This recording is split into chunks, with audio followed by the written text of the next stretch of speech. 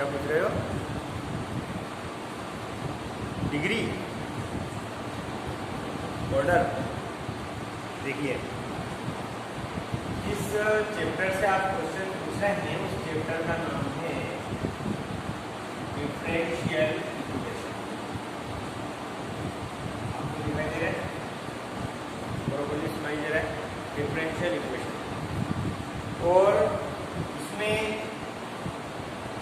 Degree और तीन बातें हैं। डिग्री है, ऑर्डर है, और एक इसका स्टेटस है कि लीनियर है या नहीं। तो तीनों बातों को जानने के लिए देखो, पूछा है तो ध्यान से सुनना। कहाँ दिख रहे हो? दिखाई दे रहे जी? मैं एक यहाँ पे एक छोटा सा क्वेश्चन लिख रहा हूँ, एक एग्जांपल लिख रहा हूँ। वो है dy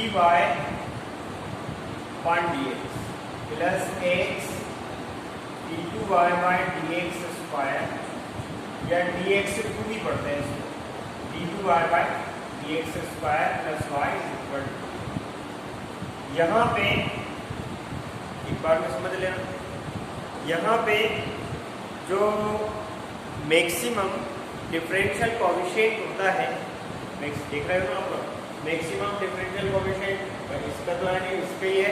ये तो एक बार डिफरेंशियल कोएफिशिएंट है और ये दो बार डिफरेंशियल कोएफिशिएंट है। तो जो दो बार डिफरेंशियल कोएफिशिएंट है, इसका जो सुन पा रहे हैं, मैंने अच्छे से समझाने के लिए इसको प्रैक्टिस में लिख दिया है। जो मैक्सिमम डिफरेंशियल कोएफिशिएंट है, यानी कि ऑर्डर इसका 2 हो गया। अगर मैक्सिमम डिफरेंशियल कोएफिशिएंट 3 होता तो यहाँ पे ऑर्डर 3 हो जाता। और डिग्री की अगर आप बात करते हैं तो डिग्री भी उसी की पूछी जाएगी जो मैक्सिमम डिफरेंशियल ऑर्डर कोएफिशिएंट है। तो इसकी डिग्री कितनी है? 1 है, तो डिग्री 1 है। अब अगर डिग्री 1 होती है तो डेफिनेटली लीनियर होता है। तो बात समझ में आ गई है? एक और छोटा सा एग्जांपल हम लिख रहे हैं। देखिए, एक एग्जांपल हमने और लिखना चाहा है यहाँ पे, x d3y by dx3 plus x dy by dx plus y equal to 0। यहाँ पे ऑर्डर हो जाएगा 3 और डिग्री हो जाएगी 1, क्योंकि इसकी टोटल की पावर कितनी है? 1 है। और डिग्री 1 होने की वजह से ये हो गया लीनियर। तो समझ में आ गया? पूरा ही तो पढ़ा रहा हूँ। हाँ, पूरा चैप्टर ही है। यहाँ पे सेकेंड टाइप के जो क्वेश्चन इस चैप्टर से पूछे जाते हैं वो इस टाइप के होते हैं कि एक इक्वेशन आपको गिवन होता है, y इक्वल टू में लिखा होता है, और दूसरा ये प्रूफ करने को लिखा होता है। तो जो y इक्वल टू करके लिखा होता है, आप उसको तो गिवन करके लिख देते हैं, given y equal to e to the power 2x, फिर इसका डिफरेंशिएशन करते हैं, differentiating with respect to x।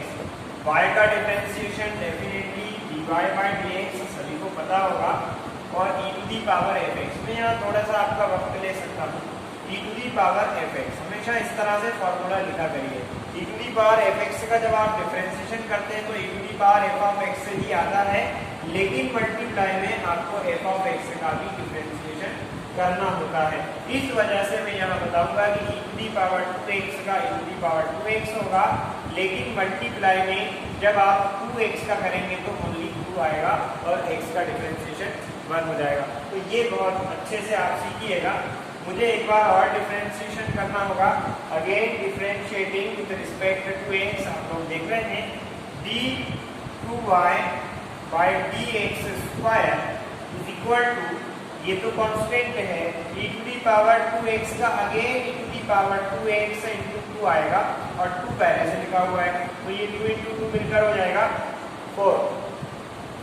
इस तरह से यहाँ पे 2 2 हो जाएगा 4, और e to the power 2x की जो वैल्यू है इक्वेशन नंबर फर्स्ट आप लोग देख रहे हैं, e to the power 2x की जो वैल्यू है इक्वेशन नंबर फर्स्ट से वो है y।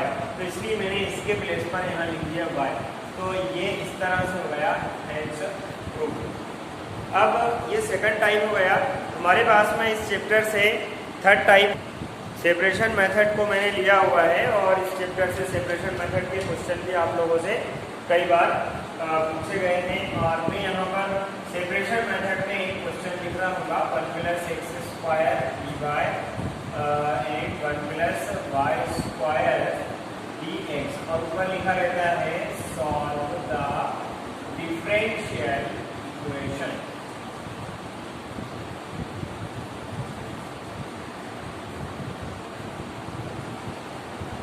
इस तरह के क्वेश्चन जब सॉल्व करने को दिए जाते हैं तो हमें पहले सेपरेट कर लेना चाहिए, यानी कि x वालों के सामने देखो यहाँ पे मिक्सचर है, ये x वाला है, ये y वाला है ना, और ये y वाला है और ये x वाला है। तो हमें क्या करना चाहिए, x वाले को x वाले के साथ रखना चाहिए और y वाले को y वाले के सामने रखना चाहिए। तो 1 + y 1/1 + y² इधर आते हैं तो डिनोमिनेटर में आएंगे। हमारे गणित के नियम के अनुसार जो भी मल्टीप्लाई होता है वो इक्वल टू का साइन अगर क्रॉस करता है तो वो डिवाइड में आ जाता है। ये डिस्कशन आपको हम कई बार कर चुके हैं। 1 + x² dx, ठीक है भाई। अब हम लिख देते हैं ऑन इंटीग्रेटिंग। जब हम इंटीग्रेटिंग करेंगे तो इंटीग्रेशन का साइन लगा दिया 1 + y² dy 1/1 + x² dx। ठीक है साहब, ठीक है, क्लियर है। 1/1 + y² का इंटीग्रेशन क्या होता है, क्या होता है, जोर से बोलो, tan इनवर्स x। अरे जब y के रिस्पेक्टिव में करते हो ना तो y आता है tan इनवर्स y और इसका होगा tan इनवर्स x + c। इसको और भी सॉल्व कर सकते हैं आगे। तो ये आपके इस चैप्टर में 3rd टाइप के क्वेश्चन है। आप गैलरी बनाइए जो टाइप्स ऑफ द क्वेश्चंस हैं उनसे, उसके बाद में रिवीजन करिए तो आपको टाइम भी कम लगेगा। ये 4th टाइप का क्वेश्चन बोर्ड पर लिखा हुआ है इस चैप्टर से, और ये थोड़ा सा लंबा, थोड़ा विस्तृत चलता है, इसलिए इसको थोड़ा पीछे देख लें। हो सकता है आपको समझ में नहीं आए तो आप बिल्कुल पूछिएगा। सबसे पहले मैं इसको कुछ स्टेप्स में बांट देता हूँ और मैं बोल रहा हूँ कि भाई स्टेप नंबर 1। स्टेप नंबर 1 में आप सबसे पहले फाइंड करें dy/dx। जो भी आप कर सकते हैं, आप मैथमेटिक्स वाले बच्चे हैं, आप dy/dx बहुत आसानी से पता कर सकते हैं। मैं भी यहाँ पे dy/dx पता करके बता रहा हूँ आपको। इसमें y² इधर जाएगा, x और x - y नीचे आएगा, और इसको मैंने इक्वेशन नंबर 1 लेट कर दिया है। ठीक है साहब। इसके बाद में स्टेप नंबर 2 पर ध्यान दीजिए। स्टेप नंबर 2 ये कहता है, स्टेप नंबर 2 ये कहता है y = vx and differentiating with respect to x। y का डिफरेंशिएशन हो गया साहब dy/dx।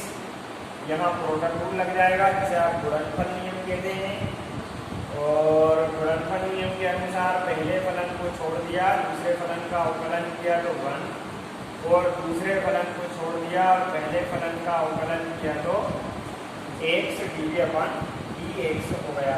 इस तरह से ये स्टेप नंबर 2 तक आ गए। आप ध्यान दीजिएगा, मैं तो कहने जा रहा हूँ putting the values of the y and dy/dx, y की वैल्यू and dy/dx की वैल्यू आपको इक्वेशन नंबर 1 में पुट करना है। ध्यान दें, बहुत ध्यान से देखिएगा। तो मैं यहाँ वैल्यू पुट कर रहा हूँ v + x dv/dx। मैंने यहाँ dy/dx को इसके प्लेस पर पुट कर दिया v + x dv/dx, और जहाँ y आया है ना वहाँ पे v और x पुट कर दिया है, divided by x and dx। जो डिवाइड वाला है यहाँ दोनों जगह से आप x को कॉमन ले पा रहे हैं, और x को कॉमन लिया और एक x पहले से विराजमान है तो वो हो गया x² 1 - v। and x² and x² both are finished to each other, then we have remaining only minus B square divided by 1 minus B and B plus A X D B upon D X. यहाँ जो positive भी आपको दिखाई दे रहा है ये भी गणित के नियम के अनुसार राइट हैंड साइड में जा सकता है और राइट हैंड साइड में जाकर प्लस से माइनस हो सकता है, ऐसा सभी जानते हैं। इसको मैं और सॉल्व कर रहा हूँ। Minus B square minus B plus B square divided by 1 minus B और plus B and B square and minus B square both are parallel to each other. Now we have remaining minus b upon 1 minus b and x db upon dx।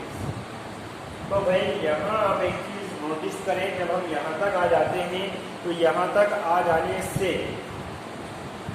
ये जो question है, बाकी के जो question हमने पढ़े हैं जिन्हें सेपरेशन मेथड से सॉल्व किया गया है, उन सभी के क्वेश्चंस के जैसा हो जाता है। देखिए मैं यहाँ पर इसको सेपरेट अगर करूँगा तो ये बहुत आसानी से सेपरेट भी हो जाएगा, तो आसानी से सेपरेट भी हो जाएगा। और इसका हम ये कह सकते हैं कि अभी तक आपने 2 स्टेप पढ़ी थी और अब आप आ गए स्टेप नंबर 3 में। मैं सेपरेट कर रहा हूँ। देखिए ऊपर से भी आ गया नीचे और 1 माइनस बी चला गया मध्य से, देख सकते हैं आप, ठीक है। और माइनस माइनस क्या है, दुश्मन की तरह होता है और कभी भी मैं दुश्मन को अपने साथ लेकर के नहीं जाता हूँ। D x divided by x और डी भी अपने प्लेस पर है साहब। स्टेप नंबर 3 में ही आप लिखेंगे ऑन इंटीग्रेटिंग। जब आप इंटीग्रेटिंग करेंगे तो सभी जगह minus B upon B and D B is equal to minus D X upon X, right. यहाँ आप थोड़ा सा चतुराई से काम करें तो आप 1 के डिवाइड में बी और बी के डिवाइड में बी लिख सकते हैं। बी से बी कैंसिल हो जाएगा तो 1 upon B and minus 1 and D B is equal to minus D X upon X. 1 upon B का जो इंटीग्रेशन है वो हो जाएगा लॉग बी माइनस 1 का इंटीग्रेशन बी के रिस्पेक्ट में बी और 1 अपॉन एक्स का इंटीग्रेशन लॉग एक्स। आप चाहें तो यहाँ सी या लॉग सी कांस्टेंट ले सकते हैं। तो देखिए स्टूडेंट, इस तरह आपने देखा, आप बी के प्लेस पे बी की वैल्यू पुट करके और इस क्वेश्चन को आगे तक भी जो 5वां प्रकार है वो है प्रथम घात के रैखिक अवकल समीकरण या first order linear differential equation. तो अगर आप ये भी सीख जाते हैं तो डेफिनेटली ये जो चैप्टर है जिसका नेम है डिफरेंशियल इक्वेशन, ये आपको इसके अंदर जिस तरह के सवाल सारे दिए जाते हैं तो सारे आपको आ गए हैं, इसका मतलब ये होगा। तो यहाँ पे मैं एक क्वेश्चन है, मैं आपको ये बताता चलूँ कि first order linear differential equation का जो प्रारूप है, स्वरूप है, जो स्ट्रक्चर है वो क्या होता है। देखिए ये आप देख रहे हैं dy upon dx plus dy equal to q, ये first order linear differential equation का रूप है। और इसको सॉल्व करने में हमें सबसे पहले निकालना पड़ता है इंटीग्रल फैक्टर, जिसे समाकलन गुणांक कहते हैं। और इसका फार्मूला होता है e to the power p dx और p आप देख रहे हैं जो y के साथ में होगा वो p कहलाएगा। और सेकंड नंबर पे जब हम इसका जनरल सॉल्यूशन लिखते हैं तो y into integral factor into q dx plus C. और आप देखिए जो q है वो राइट हैंड साइड में जो पोर्शन बचा हुआ होता है वो q कहलाता है। तो first order linear differential equation के बारे में मैंने आपको बताया। अब यहाँ मैं फॉर्मूला लिख रहा हूँ और आपको बताना चाहता हूँ कि आप y को छोड़कर जो वैल्यू देख रहे हैं वो आ रही है 10x, यानी p इक्वल टू है मेरे पास में 10x and q equal to, मैंने बोला था राइट हैंड साइड में जो टोटल पोर्शन लिखा हुआ है वो गया हमारे पास में q। फिर इंटीग्रल फैक्टर निकालते हैं। इंटीग्रल फैक्टर निकालने का फॉर्मूला है e के ऊपर इंटीग्रेशन का साइन p dx और p की जो वैल्यू है वो है हमारे पास में 10x, ये हमने लिख दिया 10x और dx। 10x का इंटीग्रेशन आपको आपको पता है minus log cos x, alright. And a log a होता है तो ओनली ये आता है, ये फॉर्मूला है, तो इस हिसाब से यहाँ हमें मिलेगा ओनली cos x। माइनस हमारे पास में पहले से मौजूद है तो ये हो जाएगा प्लस log cos x। तो इंटीग्रल फैक्टर की वैल्यू होती है cos x और जनरल सॉल्यूशन का फॉर्मूला है integral y into integral factor Q dx plus c, और इंटीग्रल फैक्टर के प्लेस पर cos x and again cos x और q के प्लेस पर e to the power x and sec x dx plus c। cos and sec दोनों का multiplication 1 होता है, इसलिए हमें मिला only e to the power x dx plus c, और e to the power x का integration e to the power x से ही होता है, तो y cos x equal to e to the power x plus c। तो इस तरह आपने देखा कि जो चैप्टर नंबर 15 है जिसका नाम है डिफरेंशियल इक्वेशन, उसको अगर आप प्लानिंग के साथ में तैयार करेंगे तो बहुत आसानी से